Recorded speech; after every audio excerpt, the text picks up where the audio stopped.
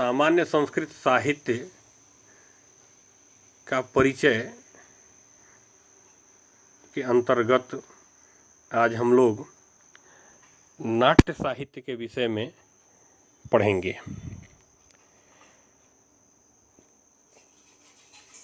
काव्य के दो भेद माने गए हैं, श्रव्य काव्य तथा दृश्य काव्य।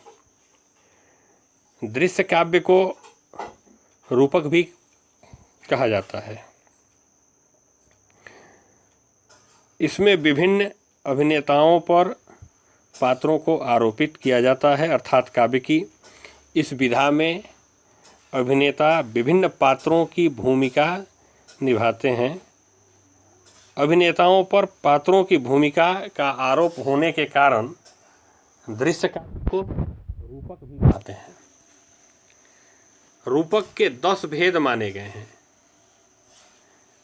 नाटक, प्रकरण, भाण, व्यायोग, समवकार, डिंभ, इहामृग, अंक, वीथी तथा प्रहसन। नाटक के उद्भव के संबंध में कुछ मत प्रचलित हैं, जिनमें से प्रमुख मत हैं वीर पूजा का सिद्धांत, पुत्तलिका नृत्य का सिद्धांत, छाया नाटक का सिद्धांत, मेपोल नृत्य का सिद्धांत, प्रकृति परिवर्तन सिद्धांत, दैवी उत्पत्ति सिद्धांत तथा संवाद सुक्तवाद सिद्धांत। ये सिद्धांत में माने जाते हैं नाटक के उद्भव से संबंधित। नाट्यशास्त्र में रूपक की दैवी उत्पत्ति का सिद्धांत प्रस्तुत किया गया है। भरत के मतानुसार देवताओं के मनोरंजन के लिए ब्रह्मा ने ऋग्वेद से संवाद, सामवेद से गीत, यजुर्वेद से अभिनय तथा अथर्ववेद से रस लेकर नाट्य भेद का निर्माण किया और इस को पंचम वेद भी कहा जाता है। इन चारों तत्वों में शिव ने तांडव का तथा पार्वती ने लास्य का संयोग किया।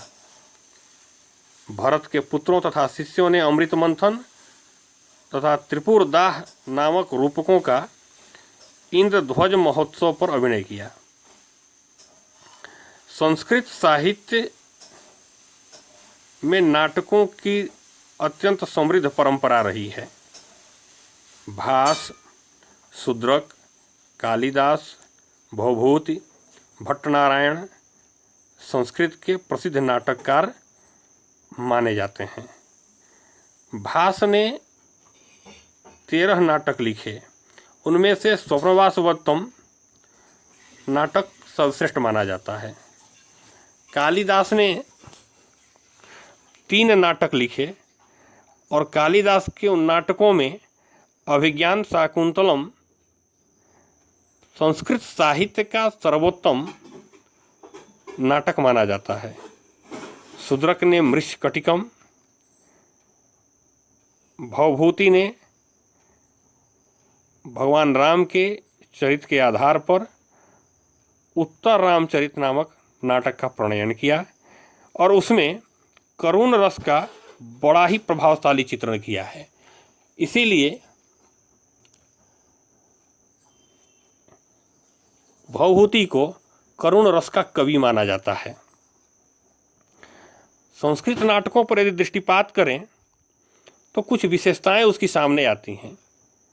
जैसे संस्कृत नाटकों की कथा का आधार इतिहास, पुराण या कवि की कल्पना होता है। कुछ नाटकों की कथा लोक कथाओं पर भी आधारित है। इस प्रकार हम देखते हैं कि संस्कृत नाटकों की कथा का अनेक स्रोत होते हैं।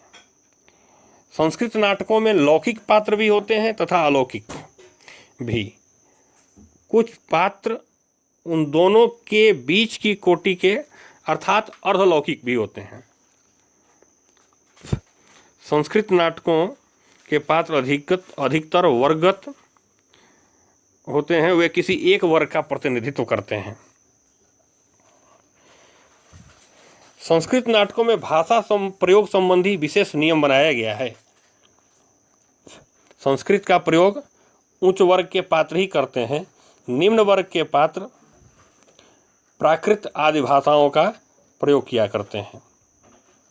संस्कृत नाटकों में गद्य के साथ साथ पद्यों का भी प्रयोग मिलता है और इन पद्यों में नाटककारों की कवि प्रतिभा की ऊंची उड़ान दिखाई पड़ती है।